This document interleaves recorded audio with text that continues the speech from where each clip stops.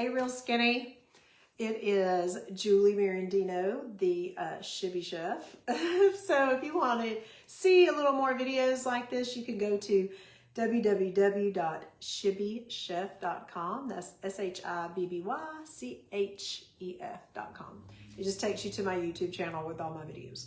Anyways, I am here today to talk to you guys about making your own seasoning packets.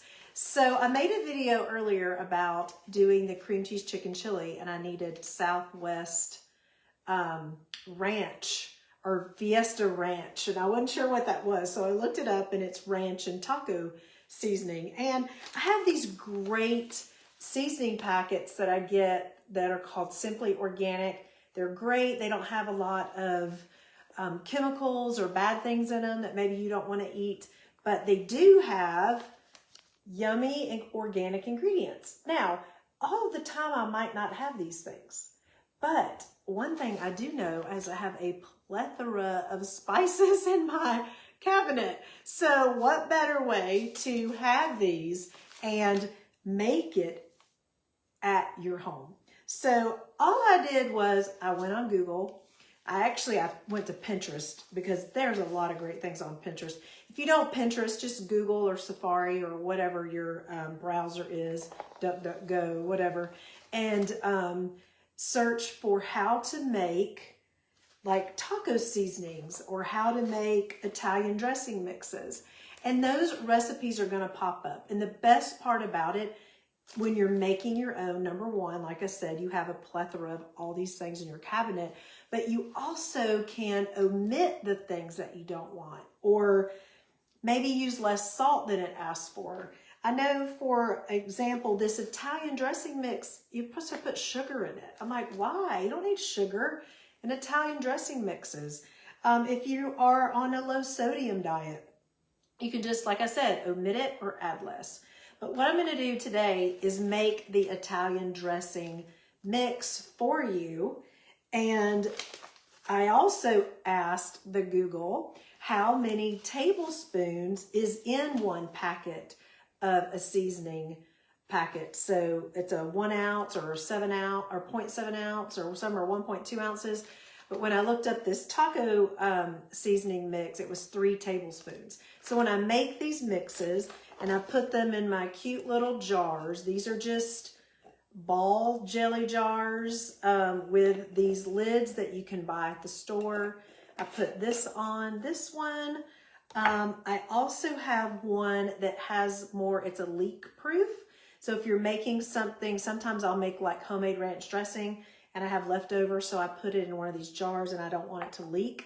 So you can buy the leak proof kind, or you can just buy the plain storage tops. Another type of top that I found is this cute little top, and it has, look what it has on it. You just pop it open and it's a sprinkler. So you could sprinkle whatever it was. If you were making like flavored salts or something like that, you could leave it on the, the kitchen table and boop, boop, just put it right there on your food. So that's a great one too. And then I also got these dissolvable labels. So if you'll see, for example, here, I have my Cajun spice mix. So now I have on my jars what's in there, because this little fella, I forgot. And I think it's homemade curry.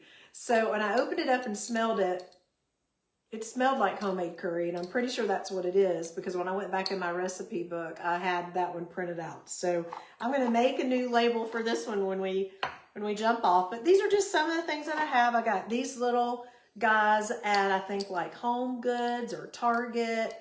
They're just little jars that already have the lids on them, and you just pop them on there. This is my everything but the bagel.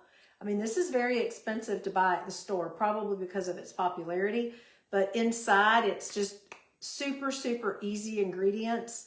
Again, you could just go into Pinterest. I have looked up all kinds of things to make. I even made my own Lawry's seasoning salt, which was basically just salt.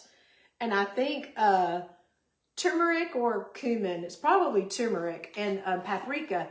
And that's what, of course, made it that yellow color, was that turmeric. And but look up the recipe, because I'm not sure that's exactly what it is. Sorry, I make it and I squirrel and I don't try to remember what's in it until I have to go make it again. But how awesome is that to have something that's colored with a spice instead of colored with an artificial food dye or a food dye of some kind. So today I'm going to be making, I need my Italian dressing mix. So I'm not going to use the packet if I make a Italian dressing mix, which in a bind, if I'm in a hurry and I ran out, I'm like, oh man, I at least have these Simply Organic ones. Now I found these at Ingles, Kroger, Whole Foods. You can get it on Amazon. You can even go to their website, and I'm pretty sure on their website they've got a ton more that they don't have in the store. So you might find something that you like, maybe like a creamy dill dressing or the Southwest taco. That one's in there. I just have a mild taco and an Italian dressing mix. But anyways, so I looked up on my recipe on how to do Italian dressing mix. And like I said, I'm going to omit the sugar in there. And I am most likely going to use about half of the salt. So what I do is I like to get, I'm going to move some of these little guys out of the way so you can see how I'm doing this. I was just for examples. But I have this jar here, and it's got it's like a measuring cup, but it has a spout. So when I'm done, it's easy to pour it in there. So I have that. I'm going to take, for this recipe, it calls for 2 tablespoons of oregano. So 2 tablespoons of oregano. I mean, like I said, you guys, I have a lot of these spices already in my cabinet. So it's super simple and super easy to make tons of different dressing mixes and spice blends just by the things that you already have in your cabinet. I know that when I go to the grocery store, I'm always buying, you know, this one thing this huge and I only need a teaspoon. I'm like, okay, what do I do with it now? So anyway, the next ingredient is 1 tablespoon of garlic powder. So I got this garlic powder, and it's 1 tablespoon of that, a tablespoon of onion powder. This seems tedious. I'm not exactly measuring, you know, like I'm baking. Like I don't have like a knife and I'm leveling it off, but you know. And it's also your preference. Like maybe you love garlic, so you want to add so much more garlic to it than you normally would. That's the best part about making it, is you can make it your own. Now the next ingredient is sugar, so I'm going to skip that. The next one is a tablespoon of dried parsley. Some of them still have the tops on them, so I have to take those off. And, oh goodness, I like parsley, so I don't mind if it's mounded up. The next one is 2 teaspoons of salt. And so this is where I am just only going to add 1 teaspoon. And sometimes I just don't even add it at all because I'm cooking with salt, or I know that I'm going to get salt in my diet or my meal some other way. So I don't necessarily add the salt. But in a salad dressing mix or something that I'm going to make like spaghetti sauce with, don't tell my husband because he's Italian, but I do make spaghetti sauce with like an Italian dressing mix. Shh, don't tell him. And I will add the salt to it. Let's see what else. A teaspoon of black pepper. Now I just have this really cool black pepper deal. My friend Julia, her husband Mark showed my husband Tony this. And okay, yes, we have all of the other ones. I mean, they're all gone, but I've got all of the ones that are like wood from France and all these wonderful peppercorn pepper grinders. But this is the best one. We got it on Amazon. It's plastic. You just open up that little hole right there, pour your peppercorns in there, and let me tell you what, the sound of this thing, of course it's made in Italy, so that's good, but just listen.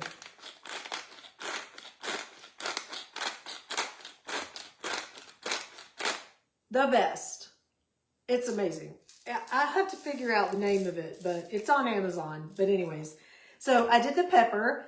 Now it asked for 1 teaspoon of black pepper, but I just did it you know, from this, and I love pepper, so again, this isn't rocket science. So a teaspoon of dried basil. Now, when I get basil at the store,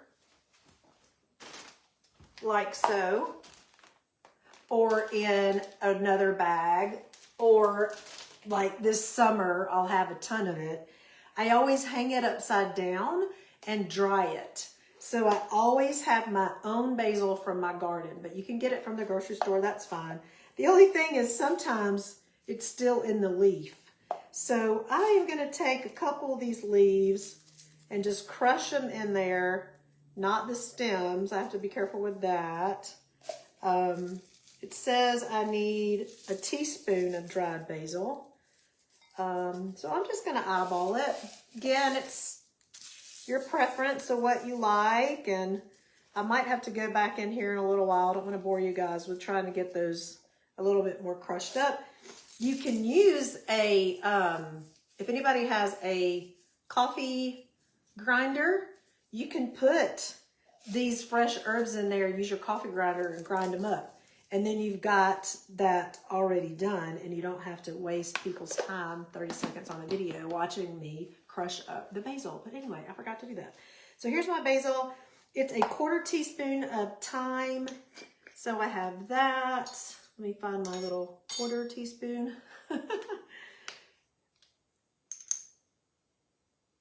Ta-da.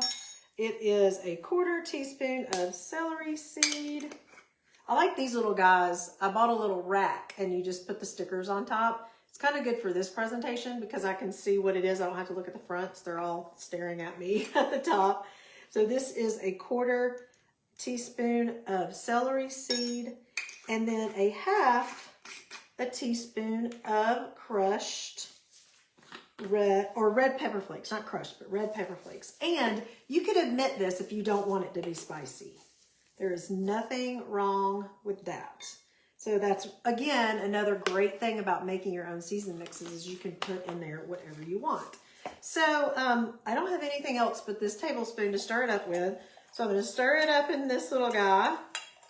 And then I have my Italian blend or Italian dressing mix little fellow here, which has a very small opening for this little spout, but I'm going to try to pour it in there. Which, again, like I said, those big pieces of basil are not helping me out. But it's okay. I will get to it, and I'll pour it all in here. And I'm going to hope that it all fits. So, yeah, there we go. It should all fit. There we go. Ta-da. Okay, I spilled a little bit of it, but that's okay. It cleans up nice. So then I'll just wipe that off, so make sure that there's none of the mix on that seal. And voila, I have Italian dressing mix. And you can just keep shaking it in there to get it to stir up. I guess I really didn't have to stir it. And then when I go to make something that calls for an Italian dressing mix packet, I know that I just need 3 tablespoons of it. That's it. So next on my list is taco seasoning, and I won't bore you with that, but you get the idea of how to make your own seasoning packets. I hope y'all have a great day. Bye. I'm gonna walk around and finish.